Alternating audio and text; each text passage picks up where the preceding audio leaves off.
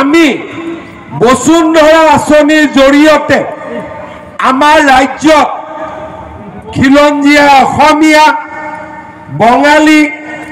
আদিবাসী গোৰ্খা চাহ বাগিচা আজি সকলো মানুহে মাটিৰ পট্টা পাইছে ৰাইজ আগবাঢ়ি গৈছে আজি অসমৰ শোণিতপুৰ জিলা কওক ধুবুৰী জিলা কওক গোৱালপাৰা জিলা কওক ফৰেষ্টত মানুহ আছে ফৰেষ্টৰ ৰাইটছ পাইছে অধিকাৰ পাইছে কিন্তু আমাৰ বিটিসি ৰাইজে এতিয়াও চিন্তাত থাকে যে আমাৰ কি হ'ব কেইদিনমান আগতে কোনোবা ডিএফওয়ে ইয়াত আহি মাটিৰ সাৰ্ভে কৰিলে আমাৰ মানুহখিনিৰ মনত ভয় হৈ গ'ল যে আমাক কোনবাই উচ্ছেদ কৰিব নেকি সদায় মনত চিন্তা হৈ থাকে আজি আমি বিটিসি গঠনৰ আগৰ পৰাই ইয়াতে আছো কিন্তু আমাৰ মনৰ পৰা চিন্তাবিলাক আঁতৰি নাযায় ৰাস্তা নহয় স্কুল নহয় কলেজ লাগে আজি আমি অসমৰ আন জিলাৰ তুলনাত পিছ পৰি আছো আৰু যথেষ্ট টকা পইচা দিয়াৰ পিছতো আমি বিটিসিৰ সমস্যা সমাধান কৰিব পৰা নাই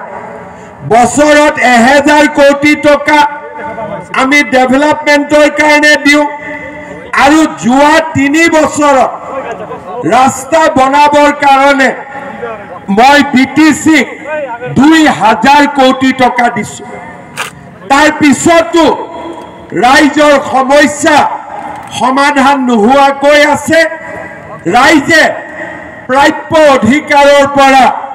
বঞ্চিত হৈ আছে আজি আমাৰ ইয়াতে 30খন ৰেভিনিউ ভিলেজ 5টা ভিচিডিসি কোনমাই আহি কৈ দিলে ইয়াত ফৰেষ্ট বনাই দি তেনেকেতো নহয় আজি ৰেভিনিউ ভিলেজত থকা মানুহক আমি কেনেকে ফৰেষ্টত দিম কিন্তু বিটিসিত আজি মানুহ ভয়ত থাকে কাৰণ